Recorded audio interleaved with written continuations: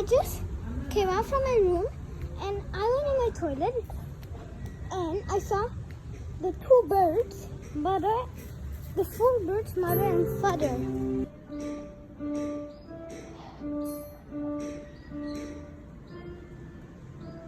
Call your mama.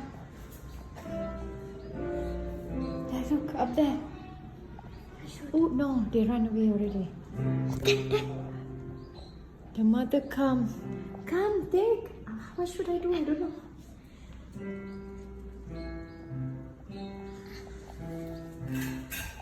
Okay, never mind. We just wait here. We see. Maybe mama comes. I'm waiting. Anak burung kami mau dia mai cari.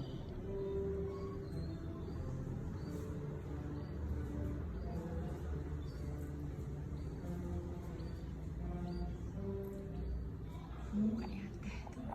Menyorok tak nampak tak kepala dia. Nampak tak tu? Dia tengok anak dia macam dia kena nak bahagi.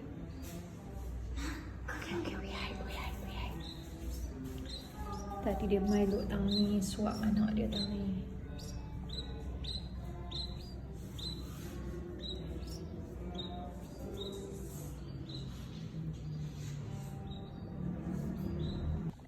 Dia ada tengok dia. Quiet. Sedap, atau.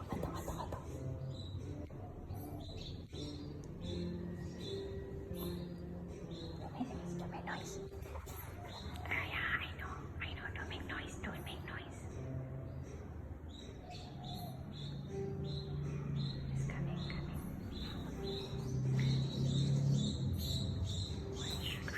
What should we do? My goodness, Zach. So kasihan, Zach. Open the cage. But if we go, he'll run away.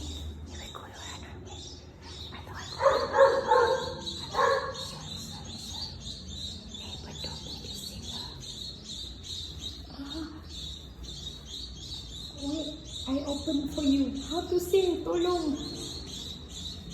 Saya nak tolong kamu.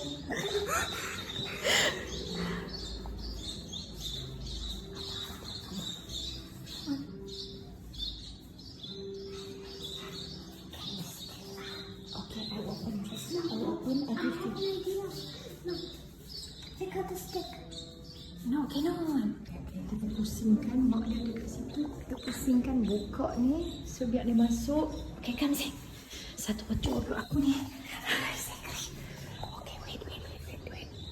Coming. Okay, menjadi.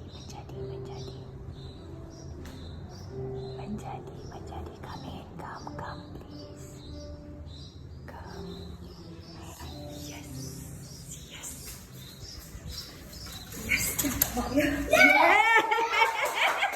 Percaya dapat mama dia. Okay, you take care of your kids for a while. Okay, Allah kesiannya. Okay, put aside. Oh. I'm sorry, I have to catch you. I'm sorry for your kids. Later we let you go, okay? Where's your kids? Where's the other one? Dia nak lari. Burung apa ni yang cantik ni? Oh, ganas dia because he's wild. She's wild. See, I got food for you, everything here. Okay. It's okay. Oh my god, I couldn't believe I skipped to a bird.